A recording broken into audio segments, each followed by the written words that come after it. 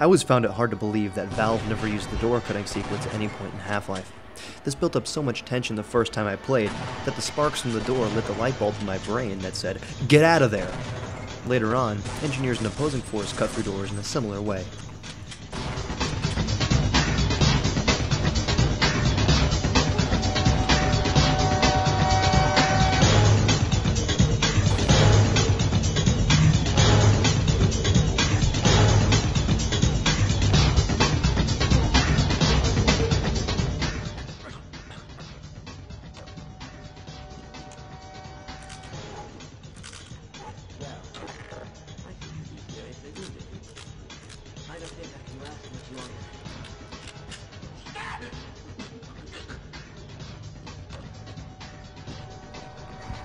Finally, a break from the action.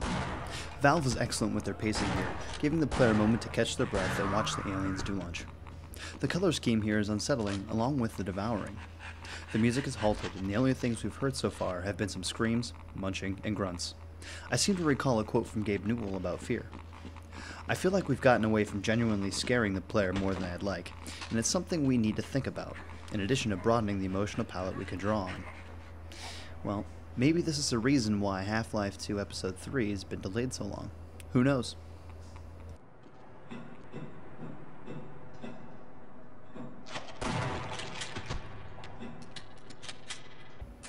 Quick fact. Did you know Kelly Bailey, the man behind all the music for Half-Life, recently left Valve in the later half of 2010? The new man for the job is Mike Moraski, who did some of the sound work for Portal and all of it for TF2. I'm not entirely sure what this means for Valve, as clearly they are in good hands. However, Kelly will be missed by those who cared to know he was the man who allowed his face to be a Valve icon.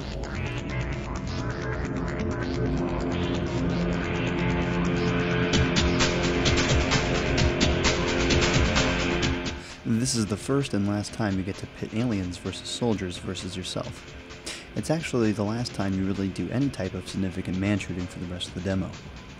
Here, the conflict between all three parties comes to a serious clash. The forces enslaved by Nihilanth can't give up.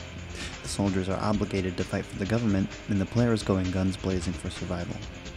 If Uplink were considered canon, this firefight would be pretty significant, as Nihilanth is trying to prevent you from gaining access to the Lambda reactor, which, as most of us know, will teleport Gordon to Zen and give him a shot at vanquishing the master of the Vortigons.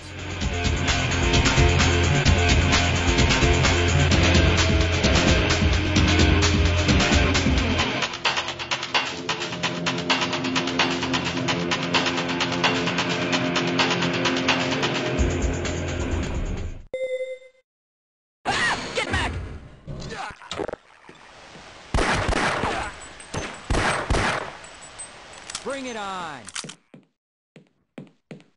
Freeman, who would have thought you'd still be alive? Yes, I can give you something for the pain.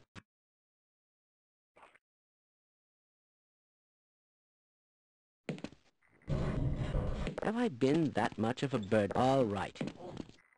Hey, Gordon. It can't get any worse than this, can it?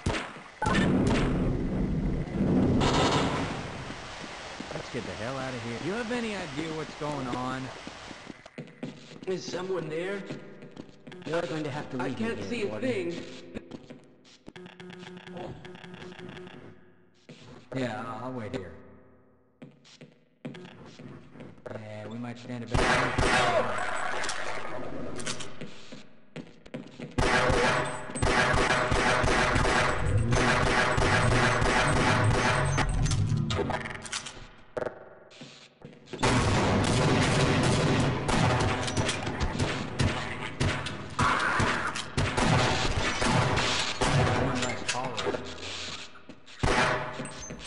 I can't count on my hands the number of times I've seen people play this game and go back to put the guard out of his misery. Why is it that players kill the NPCs? Can't they just be left alone? Well, as you can see, I'm guilty of it too. After taking out the head crab, I thought I'd be on my merry way, but I had to go back and put the guard out of his misery because I've been around Black Mesa the last day or so, and I know nobody's gonna come for this poor bastard. If you can't jump over some debris, why leave him to suffer? Seriously, that's what I thought when I pulled the trigger. I'm curious as to why many of you might do the same.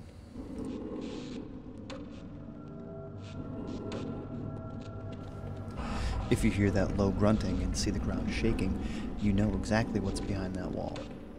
The Gargantua is the toughest and probably most feared alien in Half-Life. Valve always adds the Garg at the right time, just when you think you've seen enough. If you've never seen one of these before, you'll understand why these things make a tense situation almost unbearable.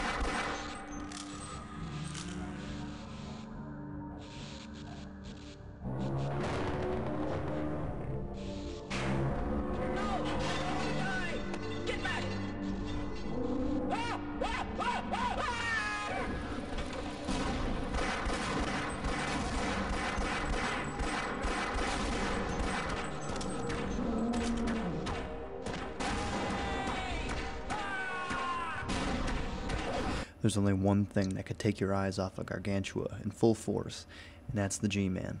You see him there, don't you? In the window, watching Barney and the men he's supposed to protect get deep-sixed? Well, the G-Man could care less about Barney, as you discovered in Blue Shift.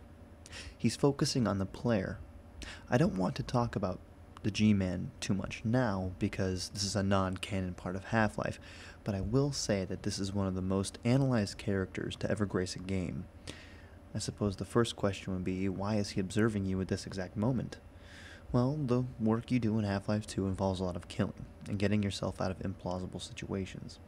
Clearly he wants to see if you're the type who can handle a gun. However, that's too simple.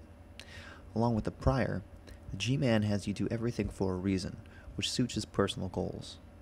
Everything you do in Half-Life is somehow related to the G-Man, and how he's manipulating you, and everything in your surroundings. This isn't merely a test of strength, but a deeper manipulation, which will give the G-Man something he wants. There really isn't enough information to speculate on, but I would bet that his visits has something to do with a Lambda reactor, and you arriving there, eliminating those who could stop you in the process.